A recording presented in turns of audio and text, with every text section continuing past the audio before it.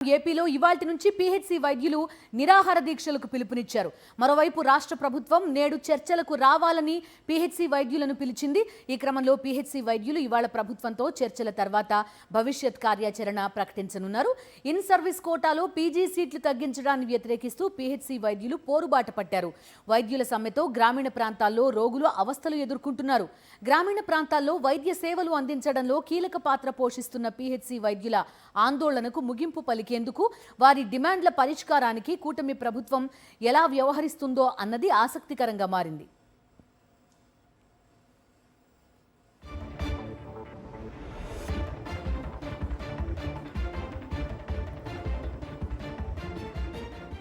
PHC వైద్యుల ఆందోళనకి సంబంధించి పూర్తి డీటెయిల్స్ అందిస్తారు మా కరెస్పాండెంట్ సురేంద్ర లైవ్ లో జాయిన్ అవుతున్నారు. సురేంద్ర, ఇన్ సర్వీస్ కోటాతో పాటు ట్రైబల్ ఏరియాస్ కి వెళ్తున్నాము, అక్కడ తమకి రావాల్సిన డిఏలు కానీ లేకపోతే ట్రాన్స్పోర్టేషన్ ఛార్జెస్ కానీ రావాలంటున్నారు. కరెక్ట్ టైంకి ప్రమోషన్స్ ఇవ్వాలి. మూడు వాళ్ళ డిమాండ్లు న్యాయబద్ధమైన డిమాండ్లలానే కనబడుతున్నాయి వాళ్ళవి. ప్రభుత్వంతో ఇవాళ చర్చలు అంటున్నారు. ఉన్న వివరాలేంటి?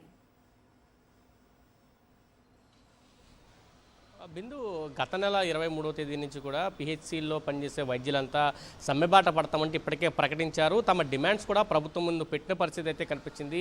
అయితే ఇదే డిమాండ్స్తో గత సంవత్సరం కూడా సెప్టెంబర్ నెలలో వైద్యులు ఆందోళన చేశారు, సమ్మె చేశారు. ఆ సందర్భంగా ప్రభుత్వం పిలిచింది, వాళ్ళతో చర్చలు జరిపింది, సమస్యను పరిష్కరిస్తామంటూ కూడా హామీ ఇచ్చింది. కానీ సంవత్సర కాలంగా ఏ ఒక్క సమస్యను పరిష్కరించలేదు.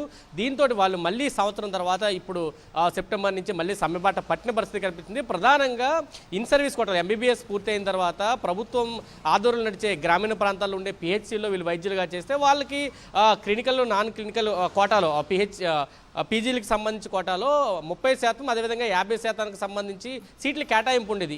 కూటమి ప్రభుత్వం అధికారంలోకి వచ్చిన తర్వాత జీవో నెంబర్ 85 అని తీసుకొచ్చింది. దీని ద్వారా క్లినికల్లో సంబంధించి 15%, అదేవిధంగా నాన్ క్లినికల్లో 30% కోటాను తగ్గించింది. తర్వాత మళ్ళీ 99 జీవోలు తీసుకొచ్చి 15%, 20% ఉండేదని 15%కి కుదించడంతో వాళ్ళంతా కూడా ఆందోళన బాట పట్టారు. జీవో నెంబర్ 99ని రద్దు చేయాలంటూ వాళ్ళు డిమాండ్ చేస్తున్న పరిస్థితి కనిపిస్తుంది. రెండో పక్క 2020లో జాయిన్ అయిన ఎవరైతే పిహెచ్ డాక్టర్లుగా జాయిన్ అవుతారో వాళ్ళందరికీ 53,000 రూపాయలు పే స్కేల్ ఉంటే 2023 తర్వాత జాయిన్ అయిన వాళ్ళకేమో దాదాపు 90,000 వరకు పే స్కేల్ ఉంది.